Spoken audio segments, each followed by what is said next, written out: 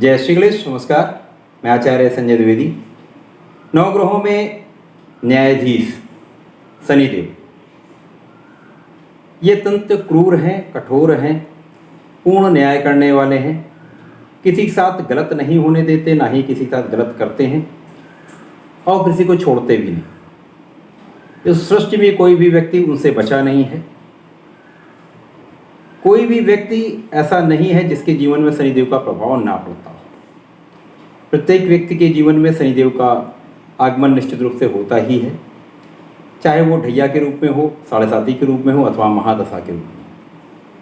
प्रत्येक व्यक्ति के जीवन में शनिदेव की ये दशाएं निश्चित रूप से आती हैं, उनका प्रभाव पड़ता है और वो जीवन में बहुत परिवर्तन लाने वाला समय होता है। न्यायाधीश इनको इसीलिए कहा जाता है क्योंकि ये पूर्ण न्याय करते हैं। यदि कोई व्यक्ति इनके अनुसार अर्थात अपने जीवन को सही ढंग से जीता है, कहीं गलत नहीं करता है, न्यायोचित व्यवहार करता है, तो उसको ये रंक से राजा बनाने में समय नहीं लगाते। परंतु जो लोग असामाजिक होते हैं, समाज में कष्ट देने वाले होते हैं, उनको शनिदेव छोड़ते भी नहीं। शनिदेव उनको राजा से रंक बनाने में एक पल का भी समय नहीं लेते। आज मैं शनिदेव के बारे में संपूर्ण विश्लेषण करने जा रहा हूं, जहां पर शनिदेव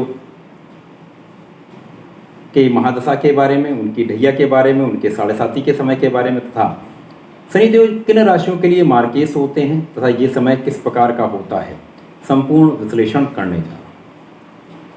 शनिदेव चूंकि सूर्यदेव तथा छाया के पुत्र हैं, तो सूर्यदेव का इनके अंदर आभा भी है, सूर्यदेव का बल भी है।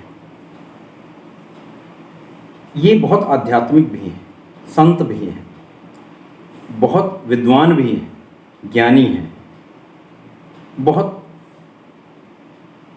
क्रूर भी हैं, साथ ही साथ बहुत स्लो हैं, बहुत धीमी गति से चलने वाले हैं। शनिदेव बहुत ही धैर्य रखने वाले की परीक्षा भी लेते हैं। शनिदेव पश्चिम दिशा के कारक हैं। भैंस, भैंसा, कौवा ये इनके कारकत्व में आते हैं। शनिदेव की महादशा 19 वर्ष की होती है, साढ़े सात वर्ष की होती है, ढैया 2.5 वर्ष की। महादशा जब लगती है किसी व्यक्ति में, तो उसके जीवन में एक परीक्षा का समय प्रारंभ हो जाता है। ये परीक्षा का समय 19 वर्ष चलता है, जिसमें शनिदेव उसकी समय समय पर परीक्षा लेते रहते हैं, उसको जीवन के जीने का ढंग सिखाते हैं, क्योंकि ये बहुत प्रैक्टिकली अपना ज्ञान देते हैं। तो बहुत प्रयोगात्मक रूप से शनिदेव सब सिखाते हैं, क्या अच्छा है क्या गलत है। जो व्यक्ति गलत करता है तो उसको प्रारंभिक समय में ये और भी बढ़ाते हैं, गलत कार्य करने के लिए प्रेरित करते हैं। उसी प्रकार से जो व्यक्ति अच्छा कर्म करता है उसको अच्छा कर्म करने के लिए प्रेरित करते हैं। धीमे धीमे जैसे ही ये व्यक्ति गलत कार्य करते करते एक सीमा पार कर जाता है, तो शनिदेव वहाँ से उसको राजा से रंक बनाने में समय नहीं लगाते हैं। इसी प्रकार से जो व्यक्ति अच्छा कर्म कर रहा, धीमे धीमे उसके समय व्यतीत होता जाता है, शनिदेव उसको रंक से राजा बना देते हैं। शनिदेव का ये बहुत ही प्रबल और बहुत अच्छा गुण है, ये पूर्ण न्याय करते हैं। 19 वर्ष की महादशा जिस व्यक्ति ने झेल ली, वो बहुत ही दृढ़, धैर्यवान, जीवन को जीने का ढंग सीखने वाला तथा बहुत ही मैच्योर व्यक्ति हो जाता है। उसको जीवन की समझ हो जाती है। प्रत्येक व्यक्ति के जीवन में महादशा आती ही है। जो एवरेज एज निर्धारित की गई है 60 ईयर्स की है, 60 वर्ष की है, उसके अंतर में एक बार महादशा से निकलना ही होता है। शनिदेव का प्रभाव पड़ता ही है। शायद ही कोई व्यक्ति हो जिससे बच सकता हो। शनिदेव की जो साढ़े साती है वो कब लगती है? शनिदेव जब किसी राशि में गोचर करते हैं तो उस राशि पर साढ़े साती का प्रभाव होता है। उस राशि के एक राशि पहले तथा एक राशि बाद, जैसे मान लीजिए कि मेष राशि में शनिदेव विराजमान है, तो मेष राशि पर साढ़े साती का प्रभाव होगा। इसके साथ ही साथ मीन राशि पर साढ़े साती का प्रभाव होगा तथा वृषभ राशि पर साढ़े साती का प्रभाव होगा। तो ये 3 राशियां प्रत्यक्ष रूप से प्रभावित होती हैं, जो 7.5 के प्रभाव में होंगी। इसी प्रकार से शनिदेव के दृष्टि से जो षष्टम होगा तथा जो दशम होगा, इन दोनों राशियों पर ढैया का प्रभाव होता है। तो 2 राशियां ढैया के प्रभाव में होती हैं तथा 3 राशियां प्रत्यक्ष रूप से 7.5 के प्रभाव में होती हैं। अब शनिदेव जो ये समय लेते हैं उसमें बहुत सारी चीज़ें सिखाते हैं। इस समय को हम कैसे अच्छा करें, शनि की महादशा में, 7.5 में, ढैया में या मार्केश हों, इन सब में। अब मार्केश कब होता है? जिस राशि के सप्तम भाव में जो राशि बनती है उसके स्वामी शनिदेव बनते हैं, तो ये उस राशि के मार्केश होते हैं। जैसे कि कर्क राशि के लिए सप्तम भाव मकर राशि बनती है, उसके स्वामी शनिदेव हैं, तो शनिदेव यहाँ पर मार्केश होंगे। इसी प्रकार से सिंह राशि के लिए सप्तम भाव कुंभ राशि बनती है, जहाँ उसके स्वामी शनिदेव बनते हैं, वहाँ पर भी शनिदेव ही मार्केश होंगे। मार्केश का अर्थ क्या है? मारक भाव का स्वामी। 7वां घर जो होता है वो मारक भाव होता है। शनिदेव जब मार्केश होते तो अत्यंत कष्ट देते हैं। इनके मार्केश होते हुए यदि उसकी दशा आ जाए तो व्यक्ति को मरण तुल्य कष्ट प्राप्त होता है। ये 100% सत्य है। बहुत कोई व्यक्ति बहुत पुण्यात्मा होता है, वो उसको बहुत कष्ट नहीं होता है। जो अपने कर्म को अच्छा रखता है उसको ये कष्ट नहीं होता है। जो लोगों की सहायता करता है, लोगों के हर प्रकार से काम आता है, यथाशक्ति अध्यात्म में होता है तथा दान धर्म करता रहता है, उसको ये कष्ट नहीं होते हैं। जो अपने बड़ों के आदर करता है, सेवा सत्कार करता है, अपने छोटों को से प्रेम पूर्वक व्यवहार करता है, भाई बहनों के साथ संबंध अच्छे रखता है, किसी भी जीव को कष्ट नहीं देता है, किसी भी असहाय की सहायता करता है, कोई पाप कर्म नहीं करता है, बेईमानी नहीं करता है, तो उसको शनिदेव कोई कष्ट नहीं देते। बहुत ही सामान्य कष्ट होकर उसका जीवन सामान्य रूप से चलता रहता है।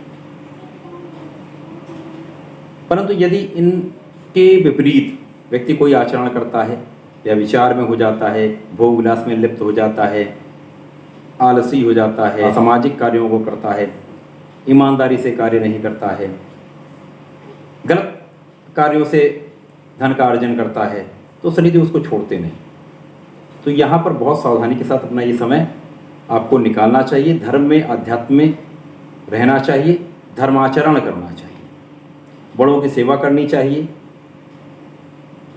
प्रभु की सेवा करनी चाहिए, अपने इष्ट का ध्यान करना चाहिए, यथाशक्ति लोगों की सहायता करनी चाहिए, विशेषतया भिखारियों को दान देना चाहिए। शनिदेव की दशा हो, अंतरदशा हो, 7.5 हो, ढैया हो, इन सभी में व्यक्ति को नियमित रूप से सूर्यदेव को जल देना चाहिए तथा प्रत्येक शनिवार को पीपल वृक्ष के नीचे चौमुखी सरसों के तेल का दीपक अवश्य प्रज्वलित करना चाहिए।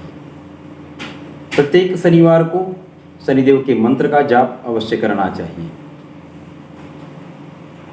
जिन लोगों की दशाएं चल रही हैं उनको यथाशक्ति किसी अस्पताल में जाकर फल का दान करना चाहिए। जिनकी मार्केश की दशा चल रही, जहाँ पर मार्केश स्वयं शनिदेव हों, उनको नियमित रूप से अस्पताल में रोगियों की सेवा करनी चाहिए, उनके लिए यथाशक्ति दान करना चाहिए, भोजन की व्यवस्था करनी चाहिए, महामृत्युंजय मंत्र का जाप करना चाहिए। सरसों के तेल से बने हुए रोटी का, भोजन का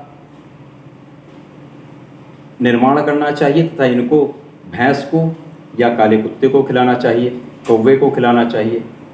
ये नियमित रूप से करना चाहिए। यदि ऐसा करते तो बहुत लाभ मिलता है। इसी प्रकार से जो लोग ढैया या 7.5 से जूझ रहे हैं उनको छाया दान अवश्य कराना चाहिए। सरसों के तेल में अपनी छाया का दान शनिवार के दिन कर देते हैं तो आपको बहुत कष्टों से मुक्ति मिल जाती है।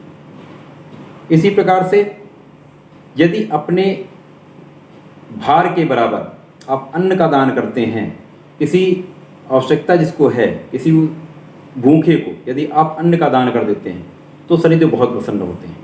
किसी गरीब को यदि आप दान करते हैं तो शनिदेव बहुत प्रसन्न होते हैं। भूखे को यदि आप भोजन नियमित रूप से कराते हैं तो शनिदेव बहुत प्रसन्न होते हैं। इस अपंग को कि यदि आप सहायता करते हैं धन के रूप में, भोजन के रूप में, वस्त्र के रूप में, शनिदेव बहुत प्रसन्न होते हैं।